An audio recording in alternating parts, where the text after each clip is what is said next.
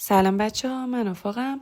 امروز اولین ولاگم و تصمیم گرفتم برای اولین بار برم بازار بزرگ تهران. بریم با هم یه چرخی بزنیم ببینیم چی پیدا میکنیم، چی میخوریم و کلا حالا هوای بازار چطوریه. بریم. از اونجایی که رژیمم یه صبحونه کاملا رژیمی رو زدم و حاضر شدم، راه افتادم سمت بازار و اینجا بالاخره رسیدم و چقدرم که بازار شلوغ بود.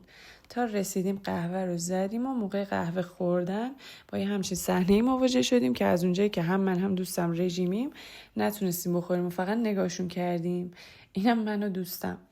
بالاخره تونستیم یکی از پاساژهای بازار رو با موفقیت تمام کنیم و دیدیم اگه غذا نخوریم نمیتونیم ادامه بدیم و به رستوران مسلم رسیدیم و چقدر من تعریفش رو شنیده بودم و واقعا هم خوب بود و چه چیزایی که کنار غذا سرو نمیکرد.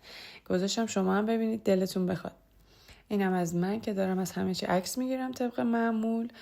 اینجا هم شیطون داشت گولمون میزد که همراه جوجه برنج و نون بخوریم، ولی خدا رو شکر غلبه کردیم بهش. باز اینم من و دوستم و اینم بهترین چیزی که موقع خستگی و تشنگی بازار میتونیم ببینیم. اینم از کل خریدای من که شاید کم به نظر بیاد ولی بهتون نشون میدم چیا بوده. اینجا هم نفسه آخرمه. بالاخره تموم شد و از بازار اومدیم بیرون. بعدش تصمیم گرفتیم بریم چند تا از دوستامون رو ببینیم. اومدیم رول کافه توی شیخ بهایی که پاتوقمون رو خیلی دوستش داریم.